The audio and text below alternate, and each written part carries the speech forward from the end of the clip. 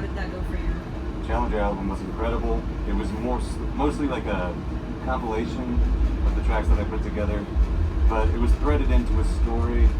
It actually kind of was involved with the history of my injury.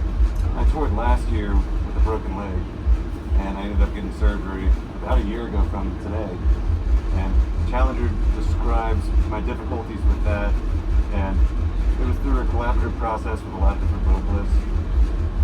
And for me, it's just kind of how I was feeling. It was meant to be a concept album, but it turned into a story about how I was feeling, how I overcome.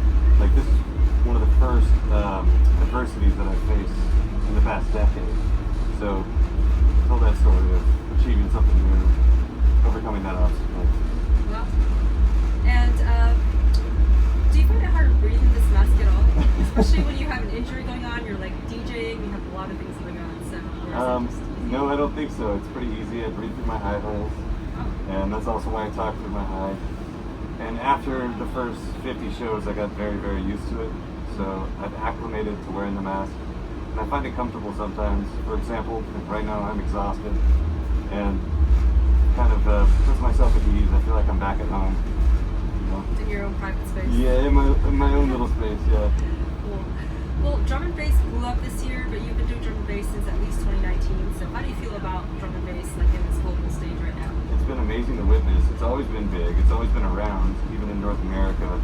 But I feel like there's definitely a sort of renaissance that's going on with the drum and bass community in the U.S., specifically for the younger generation of fans, and that's amazing to see. It's also very rewarding when you can create new fans of dance music or electronic music in general, just from, one of the 18-year-old ticket buyers coming to see drum and bass for the first time, and they're like, now I like electronic music. Yeah. And that's what I've been witnessing recently on tour, is that there's a lot of younger fans that are getting very much into drum and bass. So you actually already played your set today. How did it go? How did the humans receive this? We're in this alien world right now, so how did they receive your set? It was amazing. The stage was packed out. The stage was very elevated, so I got to see everyone who was dancing, and it really warmed my heart to see people all the way in the back still moving their body non-stop. And I can't complain at all. We had a lot of fire, a lot of pyrotechnics and cryo. It was great. Okay. Yeah. And I know that you have a tour coming up. I think you start January 31st.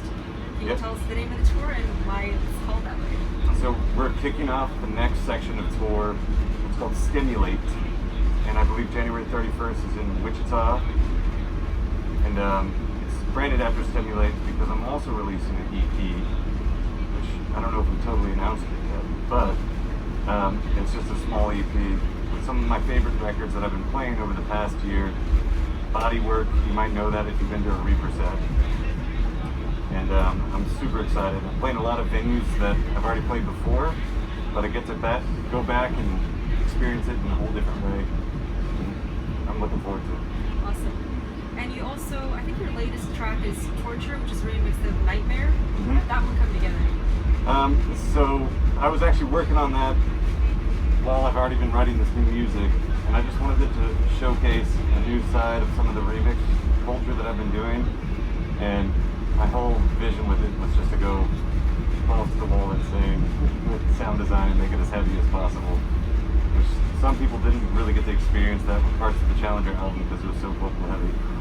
Okay. And are you ever going to reveal who you are, or you might think about it, or It's a possibility. Okay. But I really like how I've attached to the Reaper mask, and I enjoy that people, find their own identity with the Reaper mask as well.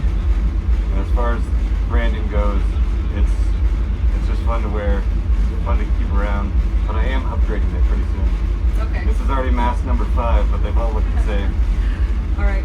And in this world of Countdown, there's aliens and alien invasion. Do you see yourself as the alien who's abducting people, or you're being abducted by aliens? Which role are you? I actually see myself as the third role. I'm the protector. I'm defending everyone. Wow. Okay. From either side that they don't want to be harmed by. I'm the defender. Alright, and you probably know this. We featured you as an artist of the week at Edmtrain before. And what do you want to say to the Edmtrain fans and the people who came to see you here at Countdown? I just want to say I love Edmtrain. It's It's amazing. It's a great resource to have for both news and like show calendars, things like that. And I just want to say thank you for listening to Reaper. Thank you for being a part of my story. Thank you for letting me be a part of your story. It means the world to me. Well, thanks so much, Reaper. Appreciate it. Thank you.